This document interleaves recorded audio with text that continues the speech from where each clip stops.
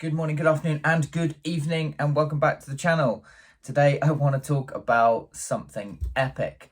So this was a book that was released a couple of months ago by, I'm sorry, I'm probably going to be butchering this name, but Szymon Kudranski.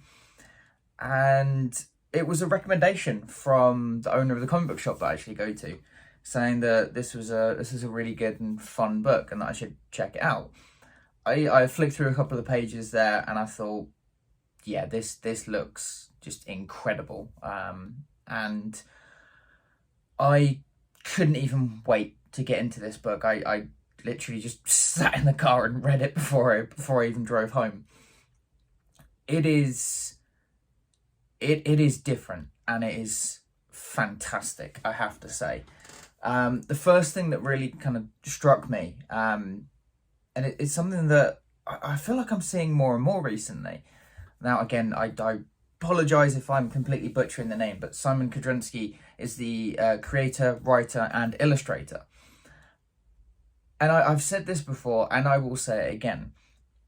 If you are doing both the script and the art to a book, you have my absolute high respect.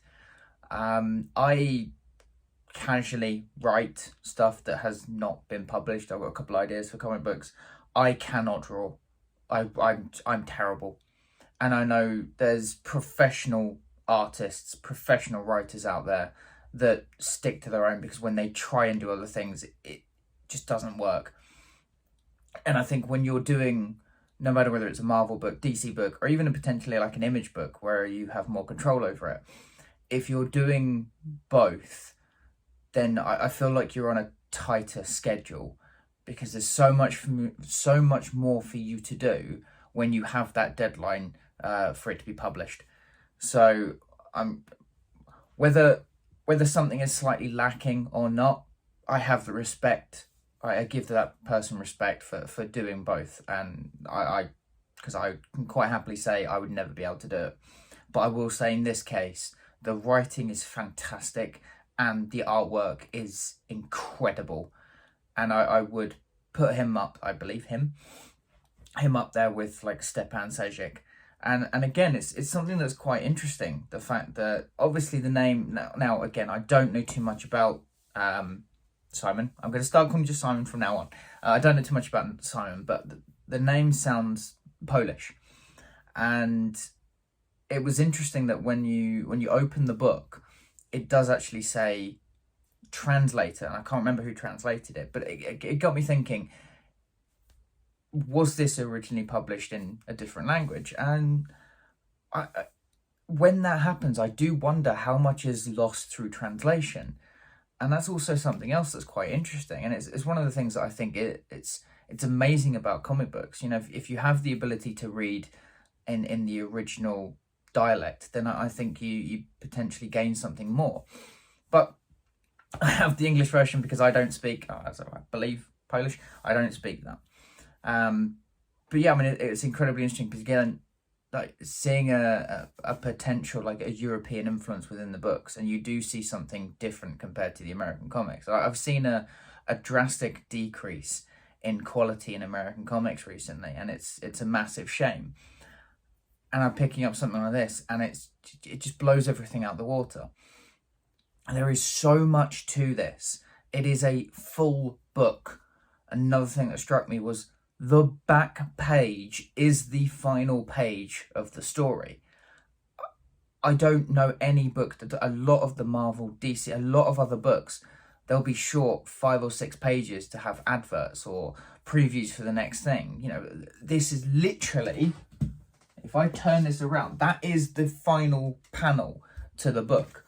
It's another thing that sets it out from everything else. But let's get into the story. It's a book about Danny, who is a young boy who is deeply connected to the world. Now, in the world that we live in, us as sort of non-epics, we don't see the things that are around us. Whereas Danny and other people like him actually see the world for what it is, where you have the cartoon characters, the comic book characters, the movie characters. They are living in this world with us. It's just we aren't able to see them. So you do, I don't want to spoil too much, but you go through the entire book and you see the sort of like the Daredevil, you see the Blade, you know, you see the sort of the Darkwing Duck, and they're all around the real world. And obviously the real people, the people like us, we can't see them, but the sort of, I'm assuming they're going to be called epics, or you know, the special people like Danny can. And it's incredibly interesting to see that he's been brought up by a single mother, and there's a moment in this where he said that it has its perks because he likes to be left alone with his imagination, but there's also the downside, so there's no one to talk you through about the scary side of things. So it's quite a hard-hitting book, and when you do get to that final panel, I'm not going to ruin it, but there is something that is a very emotional thing. And like I said, this was released a couple of months ago, so I am definitely going to go back and get myself book 2 and book 3 now, because this is epic. It's such an interesting story, and the artwork is phenomenal. Now I'm going to be very careful not to ruin anything with the artwork, but look at that artwork. That is just absolutely phenomenal. I'll share a little bit with some of like the characters, because the characters have their own kind of their own style, which is kind of fun. But this was such a different read. This was something I wasn't expecting, and I completely loved. I really did. And I think there's not much in terms of comics that's really kind of grabbing my attention at the moment. Obviously, I've still got the Cosmic Ghost Rider. I'm casually reading Venom and Carnage. DC, there's a couple of Batman, but there's nothing out there that's really got my attention within like the big three, as it were.